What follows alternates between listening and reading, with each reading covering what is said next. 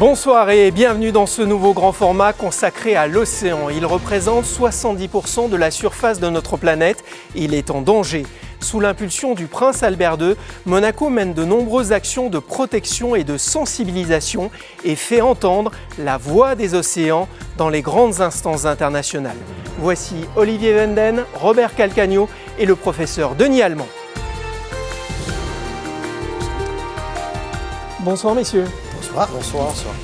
Olivier Wenden, vous êtes vice-président de la Fondation Prince Albert II, Robert Calcagno, directeur général de l'Institut océanographique et le professeur Denis Allemand, directeur du Centre scientifique de Monaco et président de l'Institut du droit économique de la mer. L'ONU a déclaré en juin dernier l'état d'urgence des océans. En quoi y a-t-il urgence, Olivier Wenden ? Écoutez, ça fait quand même quelques années, en effet, que nous nous sommes rendus compte, la communauté internationale, les médias et aussi l'opinion publique, des pressions, des terribles pressions qui existent sur l'océan, qu'elles soient celles de l'extraction minière, qu'elles soient celles des pollutions, notamment plastiques, mais aussi et surtout la surexploitation des ressources marines. En parallèle, on a aussi bien conscience du rôle que l'océan mondial joue dans la régulation climatique. Quelques chiffres, c'est près du quart de nos émissions à effet de serre qui sont absorbées par l'océan. On appelle ça un puits de carbone. C'est aussi près de 90% quand même de la chaleur générée, causée par le changement climatique qui est absorbée par l'océan. Et puis, plus proche de nous, les données économiques. Il y a quand même près de 3 milliards d'individus aujourd'hui qui dépendent de l'océan pour leur alimentation, leur emploi aussi, donc ce n'est pas rien. Alors l'océan est au cœur des actions de la Fondation Prince Albert II. Vous nous rappelez les principales missions de cette fondation ? Aujourd'hui, la Fondation, c'est près de 750 projets qui ont été accomplis sur le terrain pour une enveloppe budgétaire de l'ordre de 100 millions d'euros. Nos priorités restent le changement climatique, la préservation de la biodiversité sur terre et en mer, bien entendu, mais aussi l'accès à la ressource en eau. Alors, protéger d'un côté, sensibiliser de l'autre. Dans ce domaine, l'Institut océanographique joue un rôle crucial. Oui, depuis plus de 100 ans, la mission de l'Institut océanographique est la même, connaître, aimer et protéger l'océan. C'est donc une sensibilisation qui est appuyée sur la science, qui est appuyée sur la connaissance, mais qui est tournée vers l'impact, tournée vers les résultats. Nous ne nous contentons pas de faire savoir, d'émerveiller, mais nous voulons vraiment obtenir des accords et mettre en œuvre des résultats. Alors pour protéger le milieu marin, il faut apprendre à mieux le connaître. C'est l'une des missions du Centre scientifique de Monaco. Tout à fait. Je pense qu'on ne peut rien faire sans la connaissance et donc sans la recherche qui va derrière. Aujourd'hui, le centre scientifique, c'est près de 80 personnes autour de 3 grands problèmes de recherche. 2 qui concernent l'environnement, les milieux coralliens, sur lesquels on travaille depuis une trentaine d'années maintenant. Les milieux polaires, là aussi, c'est 2 milieux qui partagent la même sensibilité au changement climatique. Et puis un autre problème qui nous touche nous, mais qui touche aussi l'océan, la biologie médicale. Si vous deviez nous donner chacun un chiffre pour réaliser le danger qui guette la faune et la flore marine, Denis Allemand. Je dirais 2100. 2100, c'est la fin du siècle, et c'est la date à laquelle le GIEC a proposé que les récifs coralliens pourraient totalement disparaître à cause des changements climatiques. Ce qui veut dire que si l'augmentation de la température dépasse plus de degrés, ce qui est vraisemblable, on pourrait voir disparaître le premier écosystème de la surface de la Terre. Robert Calcagno, un chiffre. Je vais vous le donner 2 fois peut-être, 30 et 30. En fait, c'est l'objectif 30-30, protéger 30% de notre planète, 30% de la Terre, 30% des eaux, 30% des océans à l'horizon 2030. Et c'est un accord sur lequel tous les pays du monde se sont mis d'accord à la fin de l'année 2022. Je dirais maintenant, banco, allons-y, action. Olivier Wenden. J'irai sur le plus petit d'entre eux, 1%. 1%, c'est le niveau de protection de la haute mer. Donc là, c'est pour rester dans l'actualité. Le traité sur la haute mer qui était tant attendu, pour lequel le prince de Monaco et la principauté en général se sont tant mobilisés, ça a été signé il y a quelques semaines. Et pourtant, vous l'avez rappelé, 2 tiers de la planète, c'est l'océan. Et 60% de cet océan, c'est la haute mer. pour faire simple, une zone de non-droit. Il faut donc agir, aller plus loin, et c'est là tout l'engagement de la Fondation, de la Principauté en général. Olivier Wenden, vous restez avec nous. Robert Calcagno, Denis Allemand, on vous retrouvera tout à l'heure. L'homme et l'océan, c'est le titre du livre du prince Albert II, paru l'an dernier chez Flammarion. Le prince souverain qui s'exprime régulièrement pour défendre la cause des océans. Les océans sont à l'origine de la vie terrestre et jouent un rôle essentiel pour son équilibre. Nous avons cependant négligé ce rôle pendant trop longtemps. Depuis des décennies, nous ne cessons de les polluer, de les piller et d'en détruire les fragiles ressources. C'est à chacun de nous qu'il revient d'agir, car les océans sont notre patrimoine commun. Il nous appartient de les préserver par une gestion clairvoyante afin de pouvoir en léguer les richesses aux générations à venir. Le prince souverain qui a beaucoup œuvré pour l'accord historique sur la haute mer obtenu à l'ONU. Absolument, et donc l'engagement du prince souverain tourne autour de 3 piliers d'action. Une meilleure connaissance de l'océan, une meilleure protection de l'océan et une meilleure gouvernance de l'océan. Donc la signature de ce traité historique tombe à point. L'engagement de la principauté s'est traduit bien évidemment par l'engagement au sein de la coalition internationale pour le 30-30 dont parlait Robert Calcagno, protéger 30% des terres, 30% de l'océan d'ici 2030. L'engagement de la principauté et le rôle du prince est aussi traduit par la mer de Ross. C'est la plus grande aire marine protégée du continent antarctique. Ça, c'est bien grâce à l'engagement du souverain qu'elle est arrivée. Et puis, d'une manière plus générale, c'est le rôle que la Fondation assure pour le développement des aires protégées, notamment en haute mer, depuis quelques années. Je pense notamment au programme Pristine Seas. Regardez la Méditerranée dans les yeux chaque jour est un privilège qui nous oblige, dit aussi le prince souverain, une Méditerranée en danger. La Méditerranée, ce sont tout d'abord des liens géographiques évidents, des liens historiques, bien sûr. C'est le berceau de tant de civilisations et elle nous oblige, parce qu'il faut la protéger. Aujourd'hui, c'est la mer fermée, une des plus polluées au monde, avec un degré de surexploitation des ressources marines terrible. On a failli perdre le thon rouge de Méditerranée et vous vous rappelez certainement le rôle clé joué par le prince de Monaco et la principauté pour sauver cette espèce en seulement 5 ans. Aujourd'hui, la Méditerranée, c'est un petit peu le terrain de jeu, le laboratoire pour la Fondation Prince Albert II de Monaco dans le développement de ses propres projets que nous appelons des initiatives. Nous avons aujourd'hui 13 initiatives en cours dans le monde, dont 8 spécialement en Méditerranée, que ce soit le développement des aires marines protégées, la lutte contre les pollutions plastiques ou bien et surtout la protection d'espèces marines. Et parmi, effectivement, ces initiatives, il y a la protection du phoque moine de Méditerranée. On regarde. C'est l'un des mammifères marins les plus menacés au monde. Il ne resterait que 800 phoques moines comme celui-ci, en Méditerranée, entre la Grèce, Chypre et la Turquie, dans l'Atlantique autour de Madère et en Mauritanie. Solitaire, le phoque moine étant super prédateur comme les thons, les requins et les dauphins. À l'âge adulte, il pèse jusqu'à 400 kg et engloutit plusieurs kilos de poissons et de crustacés par jour. Chassé pour sa graisse, sa chair et sa fourrure, longtemps persécuté par les pêcheurs à qui il faisait concurrence, délogé de son habitat naturel par l'urbanisation et le tourisme de masse, il a trouvé refuge dans des grottes isolées le long des côtes. Engagée depuis longtemps pour sa conservation, la Fondation Prince Albert II a joué un rôle moteur dans la création de la Monk Seal Alliance, qui réunit 5 organisations donatrices. Elle soutient des projets, fédère et encourage la concertation entre les différents acteurs. Le phoque moine de Méditerranée reste en danger, mais depuis quelques années, la pression diminue et leur nombre augmente. Pendant cette plongée en Méditerranée, Lina Hanson nous a rejoint. Bonsoir. Bonsoir. Vous êtes responsable des initiatives à la Fondation Prince Albert II. Quelles sont les autres espèces menacées d'extinction ? Alors la liste est malheureusement longue. On estime aujourd'hui que 10% de toutes les espèces marines dans le monde sont menacées. Et si nous continuons, on va dire, de malmener l'océan comme on le fait aujourd'hui, ça pourrait être 90%, donc la quasi-totalité finalement des espèces marines qui seront menacées d'ici la fin du siècle. Parmi les exemples qu'on peut citer ici en Méditerranée, nous avons 2 espèces qui sont emblématiques et endémiques à cette région, c'est-à-dire il n'existe qu'ici. C'est une espèce de Posidonie, et donc un herbier sous-marin, c'est une plante marine qu'on confond souvent avec une algue, mais qui en réalité c'est une plante. Et aussi la grande nacre, qui est le 2e mollusque le plus grand au monde. qui peut atteindre 1 mètre, 1,20 m, et qui est vraiment dans un état critique d'extinction aujourd'hui en Méditerranée. Alors l'un des dangers pour la faune marine, c'est le plastique. Les chiffres, là aussi, sont saisissants.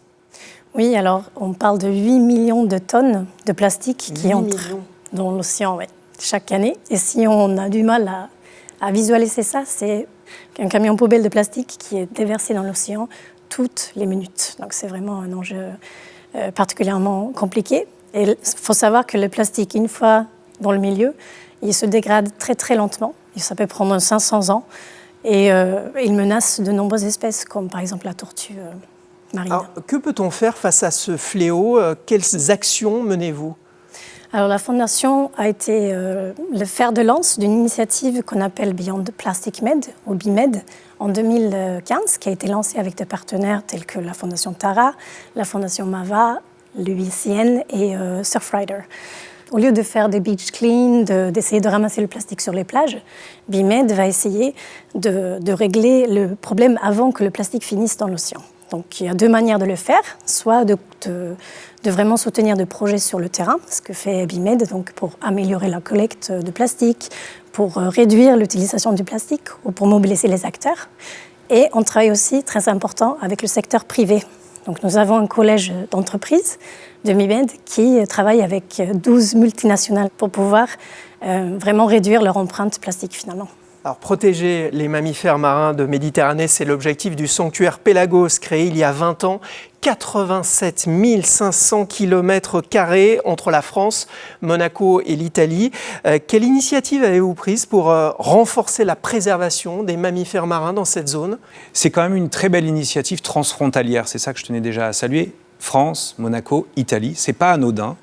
Et c'est l'une des plus grandes zones protégées, régulées de Méditerranée quand même, à nos portes. Il se trouve que la Fondation a souhaité dès 2021 renforcer, accompagner l'accord transfrontalier pour mettre en œuvre les solutions les plus appropriées. Donc dès 2021, la Fondation, comme toujours, s'est entourée de partenaires sérieux et bien établis que sont le WWF, l'UICN et le réseau MEDPAN pour essayer là encore de renforcer, d'accélérer le déploiement de solutions au sein de ce sanctuaire. Et nous avons également été accompagnés dès 2022 par UBS Monaco et la Fondation Optimus d'UBS afin d'accélérer et renforcer notamment le volet climat-océan au sein du sanctuaire. Olivier Venden, on vous retrouvera à la fin de cette émission. Merci Lina Hanson d'avoir été parmi nous. On se rapproche de nos côtes pour évoquer un autre sanctuaire pour tous les poissons, l'aire marine protégée du Larvoto. C'est un reportage de Christine Datomel et Lionel Bernardi. Ces aires naturelles préservent l'étonnante vie marine et offrent ainsi la possibilité de découvrir des trésors de biodiversité préservés. On se rend bien compte que, particulièrement au niveau des poissons, les peuplements augmentent, la biomasse, c'est-à-dire le poids par unité de mesure augmente. Donc on a des poissons de grande taille, des prédateurs de haut niveau trophique. En même temps, en plus de cette partie-là, on a une abondance, une diversité, une densité très importante qu'on n'a pas dans des sites qui ne sont pas protégés et qui sont notamment des sites pêchés. Une aire marine protégée nécessite une stricte réglementation comme l'interdiction de naviguer avec des engins à moteur, pas d'ancrage ni de mouillage pour les bateaux et bien sûr les captures, les prélèvements ou encore la pêche sont formellement défendus. En plus de la réglementation, il y a un système de surveillance qui est très efficace. Alors c'est vrai que c'est simple à Monaco parce que les aires marines protégées sont de taille restreinte et elles sont en milieu urbain. Alors nous, on avait une gestion qui était déjà existante mais pas formelle. Et on y est arrivé parce que pendant 2 ans, on a travaillé avec le gouvernement princier, la Fondation Prince Albert II et beaucoup d'institutions de la principauté. Donc ce plan de gestion a débouché sur 6 grands objectifs à long terme. Préservation du patrimoine naturel, les programmes de recherche et développement, la gestion pure et simple, la sensibilisation, l'éducation. Un plan de gestion efficace qui permet une vision plus fine des activités humaines afin de mieux les encadrer et ainsi d'éviter les dérives. On quitte l'aire marine protégée du Larvoto pour vous retrouver, professeur Denis Allemand. On l'évoquait tout à l'heure, on assiste à une augmentation constante des gaz à effet de serre dans l'atmosphère. Quel impact sur les océans? La première personne qui a parlé de problème de gaz carbonique, c'est Svante Arrhenius, un chimiste à la fin du 19e siècle. Donc ce n'est pas un phénomène récent, on le connaît depuis un certain temps. Mais c'est vrai que les effets sur les océans deviennent de plus en plus notables ces dernières années. Le premier effet, je voudrais citer le phénomène de blanchissement des coraux. Le blanchissement des coraux, c'est en fait la rupture d'une association symbiotique entre le corail et des algues symbiotiques qui vivent à l'intérieur. Le corail paraît blanc et au bout de quelques jours, à quelques semaines, il meurt. Ce phénomène est apparu dans les années 80 et devient aujourd'hui de plus en plus important, de plus en plus fréquent. Toutes les zones sont touchées, y compris des zones très éloignées des actions anthropiques. Et ce phénomène pourrait conduire, selon le GIEC, à la disparition totale des récifs coralliens à la fin du siècle. Autre impact du CO2, l'acidification des océans. Pouvez-vous nous expliquer en quelques mots ce phénomène et ses conséquences de façon simple ? Ce gaz carbonique qui s'accumule dans l'atmosphère va également se dissoudre dans l'océan. Alors, ça va avoir pour conséquence un effet bénéfique, puisque ce gaz carbonique ne va pas participer à l'effet de serre. Et donc, ça nous économise plusieurs degrés d'augmentation de la température. Mais ce gaz carbonique qui va se dissoudre dans l'océan va avoir un effet chimique, c'est d'augmenter l'acidité de l'océan, avec des conséquences notables pour toutes les espèces qui vivent dans la mer. Et cette acidification des océans va avoir de profondes répercussions sur la vie marine. Le Centre scientifique de Monaco est le seul laboratoire au monde à cultiver des coraux dans différentes conditions d'acidification des eaux. Vous avez ouvert les portes du labo à Monaco Info. C'est au Centre scientifique de Monaco que se trouve la plus ancienne collection de coraux au monde, cultivés dans les conditions contrôlées. On étudie ici l'expression de leurs gènes, leur physiologie et leur capacité d'adaptation au changement climatique. On travaille beaucoup sur les coraux tropicaux, donc qui proviennent autant de la mer Rouge, de l'Australie, mais on travaille aussi sur des coraux méditerranéens, donc qui viennent d'ici, autour de nous, de la Corse, de l'Italie, de l'Espagne. Et on travaille sur les coraux profonds, donc des coraux dits profonds, c'est-à-dire qu'ils sont à plus de 50 mètres de profondeur. Ceux qu'on a au laboratoire sont entre 150 et 250 mètres. Donc on les récupère avec des roves, des petits robots autonomes avec des petites pinces. Et ils viennent d'Espagne et de Chypre. Objectif, mieux comprendre leur mécanisme d'adaptation afin de faciliter l'évolution assistée. Le centre scientifique mène aussi des actions sur le terrain. L'une d'elles a permis d'observer qu'en mer Rouge, les coraux résistaient mieux à l'évolution des températures, sans doute grâce aux poussières du désert. Professeur, qu'avez-vous appris sur les coraux en les étudiant au Centre scientifique de Monaco ? On s'aperçoit que certaines espèces sont très sensibles. Certaines espèces n'arrivent pas à s'adapter. Par contre, et ça c'est plus rassurant, on s'aperçoit que d'autres espèces peuvent s'adapter à ces phénomènes. Et ces adaptations se font par des mécanismes que nous sommes en train d'étudier. Et ces études peuvent avoir une répercussion par la suite pour améliorer la résistance de ces animaux aux futurs changements. On évoquait tout à l'heure avec Lina Hanson le plastique. Le Centre scientifique de Monaco a publié récemment une étude sur le plastique et la santé humaine. Que ressort-il de cette étude ? Une cinquantaine d'auteurs, 1600 références analysées, un article qui est paru dans une revue scientifique de plus de 300 pages. D'abord, il y a un effet du plastique direct sur la santé humaine, dans la chaîne alimentaire.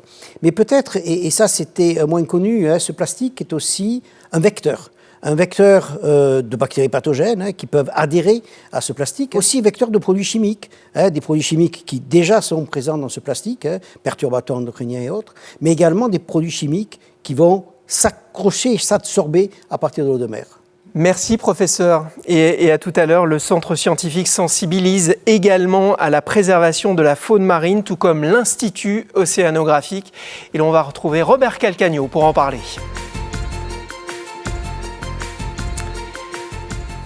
Le musée océanographique de Monaco est doté d'un centre de soins conçu pour accueillir notamment des tortues marines. Elles peuplent nos océans depuis plus de 150 millions d'années et elles sont en danger, Robert Calcagno. Oui, La mission de l'Institut océanographique, c'est vraiment de comprendre et de protéger l'océan mondial. Mais cela ne nous empêche pas d'agir très localement et très ponctuellement quand il y en a besoin. Et il y a quelques années, une tortue avait vraiment ému la population de Monaco, puisqu'on avait trouvé une petite tortue frigorifiée dans le port de Monaco.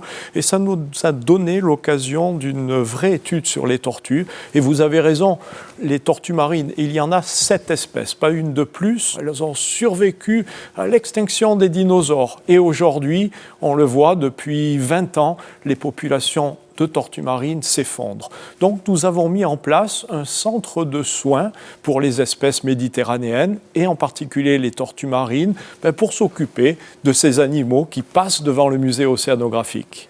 Le centre de soins permet aussi de mener des projets sur d'autres espèces menacées telles que les hippocampes, une espèce qui fascine et qui intrigue. Y en a-t-il beaucoup au large de Monaco et quelles actions pour les protéger ? Nous avons fait une grande mission pour essayer de les observer, plus de 160 heures de plongée par nos plongeurs, mais on en a trouvé 3 petits. Et donc, on se préoccupe d'essayer de maintenir et de garder cette population d'hippocampes. D'abord, il faut qu'ils aient un environnement favorable, c'est ça le plus important. Mais on en est à un point où il faut les aider un petit peu. Et donc, dans ce centre de soins, on a pu récupérer un mâle gravide. Alors, qu'est-ce que c'est qu'un mâle gravide ? En fait, c'est un mâle qui est enceinte. Chez l'hippocampe, c'est le mâle qui porte les bébés. On a vu ce mâle avec son gros ventre, on l'a pris, il a pondu. Il a relâché ses petits hippocampes dans nos bassins, on a relâché le mâle pour qu'il puisse continuer sa vie et on s'est occupé de ces bébés qui se sont bien développés dans les bassins du musée océanographique alors que sur mer ils disparaissent, la plupart d'entre eux en tout cas, et on les a relâchés. Mais maintenant on les suit. On les suit par l'étude de leur bruit, on les suit par l'étude de leur ADN. Ils laissent des petits bouts de peau et on les étudie pour savoir qu'est-ce qu'ils vont devenir. Alors parlons maintenant des méduses qui prolifèrent à une vitesse impressionnante. Comment expliquer cette invasion et en quoi pourrait-elle nous aider à dépolluer les océans ? Alors ça, les méduses, justement, ce n'est pas un client de notre centre de soins parce qu'elles se portent très bien. Oui, trop bien. Trop bien, effectivement. Et je dirais, elles ont un meilleur ami, les méduses. C'est un des rares animaux qui aime beaucoup ce que fait l'homme. Et effectivement, l'homme, par les pollutions, par la pêche qui enlève les prédateurs des méduses, par la pollution qui fait se développer le plancton, qui est mangé par les méduses, par les plastiques dont Denis Allemand parlait tout à l'heure, qui peuvent soutenir les petits polypes des méduses et les faire voyager, on a des explosions de population de méduses. Alors, c'est difficile d'utiliser les méduses en Asie, on en mange, mais nous on les utilise justement pour sensibiliser à la nécessité de protéger l'océan et d'avoir un équilibre général. Pas beaucoup de monde aime les méduses, mais on leur dit si vous en voulez encore beaucoup, continuez à polluer, à surpêcher, et si vous en voulez un petit peu moins, la meilleure solution, c'est d'avoir un océan en bonne santé. Vous êtes également administrateur délégué des explorations de Monaco, une plateforme créée sous l'impulsion du prince souverain pour une meilleure connaissance et gestion durable de l'océan. La dernière mission s'est déroulée dans l'océan Indien. Elle a permis plusieurs avancées. Lesquelles ? Cette dernière mission donc, qui s'est déroulée dans l'océan Indien à cheval sur les Seychelles et Maurice nous a permis de mieux connaître, d'investiguer un endroit particulièrement inconnu, méconnu, qui est un endroit, les hauts-fonds Saya de Maya. C'est plus de 50 000 km², je l'appelle l'île invisible, et grâce à cette mission, on a pu mieux le comprendre. Et aujourd'hui, avec les décisions des Nations Unies pour mieux protéger la haute mer, nous allons disposer des outils juridiques pour protéger, travailler avec les gouvernements locaux, Seychelles, Maurice, bien entendu, mais protéger ce vaste plateau. Robert Calcagno, vous restez avec nous. Je vais demander à Olivier Wenden et au professeur Denis Allemand de nous rejoindre pour la conclusion de cette émission. Votre présence à tous les trois en introduction et en conclusion de cette émission est un signal fort. Elle montre la complémentarité entre vos trois organismes. Olivier Wenden, la Fondation Prince Albert II s'est fixé une feuille de route pour la Méditerranée. Quels sont les défis à relever? C'est un programme à 5 ans qui vise à la fois à renforcer les capacités des femmes et des hommes qui œuvrent au quotidien pour protéger la Méditerranée. On a identifié 260 projets, une enveloppe de 30 millions d'euros pour les 5 prochaines années. Il y aura la protection durable et efficace de 7000 km² de mer Méditerranée par l'intermédiaire de l'initiative The Med Fund qui avait été inaugurée par Monaco, le gouvernement français et le gouvernement tunisien dès 2015. Il y aura le renforcement des populations d'espèces menacées, le phoque moine, le thon rouge. Il y aura bien sûr et toujours le renforcement des réseaux d'échange de bonnes pratiques et la sensibilisation du grand public. On parle de 500 000 personnes qui, sous 5 ans, pourront bénéficier de cela. Mais je pense aussi et surtout à la préservation de l'accès à l'eau douce et à la protection des zones humides. Ça, c'est l'objet d'une nouvelle initiative. C'est vraiment consacrer de l'argent, 5 millions en quelques années, pour justement préserver l'eau douce et les zones humides de Méditerranée. Et enfin, le développement de l'économie bleue et de la finance bleue. On a 2 très beaux programmes qui ont été lancés, la Ocean Innovators Platform, et puis le lancement d'un fonds d'investissement qui permettra d'investir dans les sociétés dans lesquelles nous croyons. Et du point de vue de la recherche et de la science, professeur Denis Allemand, quels sont les défis, les prochaines échéances? On l'a vu, on a parlé à plusieurs reprises ici de l'accord sur la haute mer. Ce qui a emporté un petit peu l'adhésion des délégués, c'est la connaissance accrue du rôle majeur de la haute mer dans la régulation du climat et dans les réserves génétiques qu'il pouvait apporter. Donc cette connaissance est absolument indispensable pour apporter des éléments aux décideurs politiques. Le deuxième élément que je voudrais dire est beaucoup plus spécifique. On a un projet commun et ce projet, moi, me semble très important. C'est un conservatoire mondial du corail. On l'a dit, le corail pourrait disparaître totalement à la fin du siècle à cause des changements climatiques. Il faut arriver à le conserver et ce projet pourrait permettre, en tout cas on l'espère, de le conserver pour les civilisations futures. Et du côté de l'Institut océanographique Robert Calcagno, quels sont les prochains défis et comment accompagner et continuer de sensibiliser à la fois les entreprises, les scientifiques, le grand public? Alors, nous sommes directement cette année au milieu de notre programme de sensibilisation sur les zones polaires et d'action. Nous travaillons pour les protéger, cette année tout particulièrement pour l'Antarctique. Et nous allons en fin d'année amener sur un bateau 100 chefs d'entreprise de très très haut niveau pour les sensibiliser à ces questions et amener à renforcer et poursuivre pour l'océan austral comme pour l'océan du monde, cet objectif 30-30 de protéger, de déclarer 30% d'aires marines protégées dans l'océan austral.